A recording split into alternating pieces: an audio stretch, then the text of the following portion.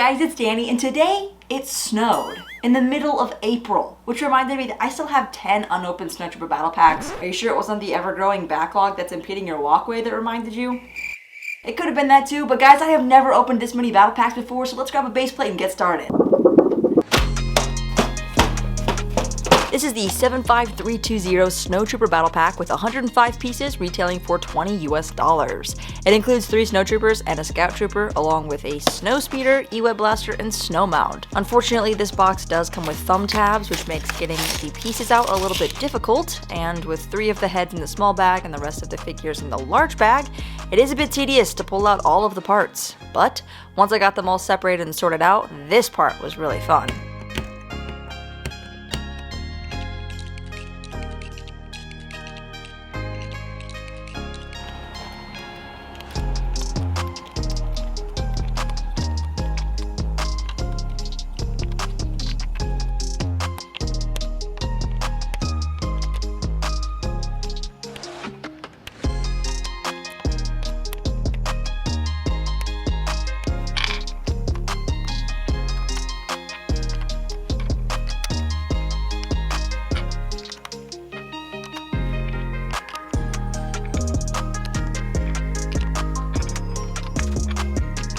Since I have 10 battle packs here, I have 30 Snowtroopers to fill out the LEGO UCS AT-AT's 40 seats.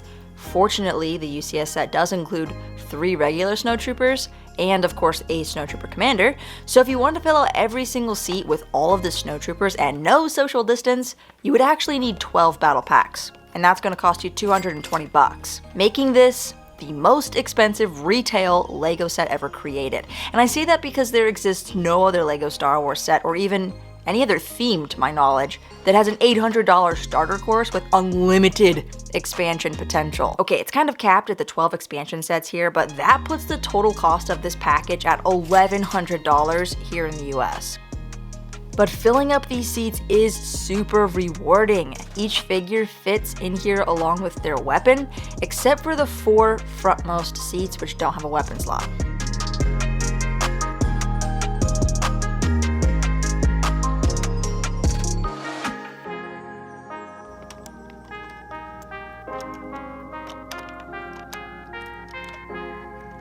Now that I've filled up my all-terrain armored transport, here are 3 tips that I learned. To access the top, you can actually remove these 2 sections off the pins so that you have a lot more room for your hands to be able to place your figures and get them out. Tip number 2 is I use the long barrel blasters in the middle slots as they're a lot easier to reach.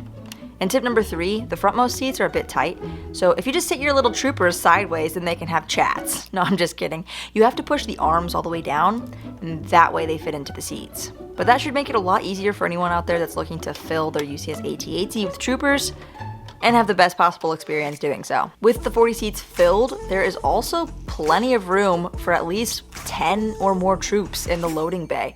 Plus, you have room for 2 more speeders in addition to the pair included with the UCS AT-AT.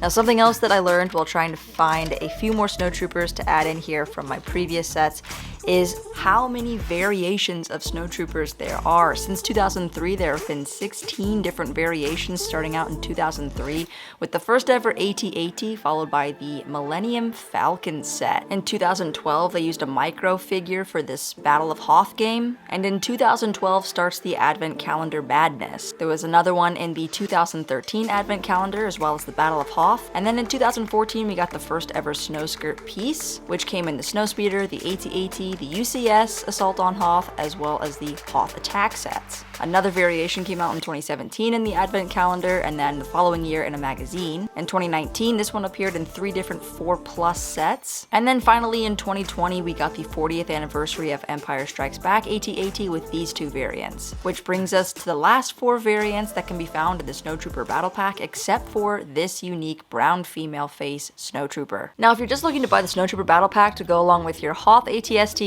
or Defense of Hoth accessory pack, you're looking at a few small side builds, which include the exact same Snowspeeder from the UCS AT-AT, an E-Web Blaster variation with a new stud launcher, and a pretty decent snowbank. But if you're planning to buy like 10 or more of these sets, then the side builds start to feel a bit excessive, which is why I decided to dump them all out and challenge myself to build something within an hour.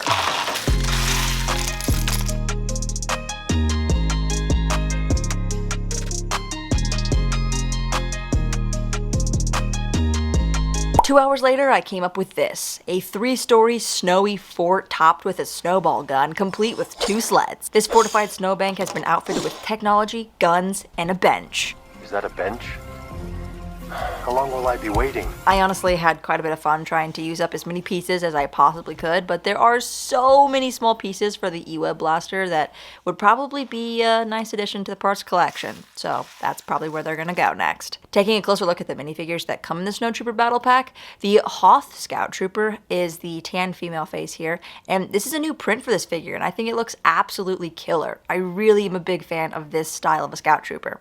The other 3 Snowtroopers include the brown male face, the white male, and white female faces, and the armor is the exact same as the UCS AT-AT Snowtroopers, making these 2 figures from the UCS set the only 2 unique figures, both the brown female face and the Snowtrooper Commander. You'll notice the face is the same one used back in 2020, but the Commander specifically has the insignia with these 4 little squares showing his rank. Since I've never attempted to build an army before, I think this little endeavor got me a bit more interested in setting up my clone army, so let me know in the comments below if that's something you'd be interested in seeing. So is it worth it to buy 10 or more Snowtrooper battle packs? Well, when you've come this far, what's another $200, right? Or 220 if you're actually buying 12.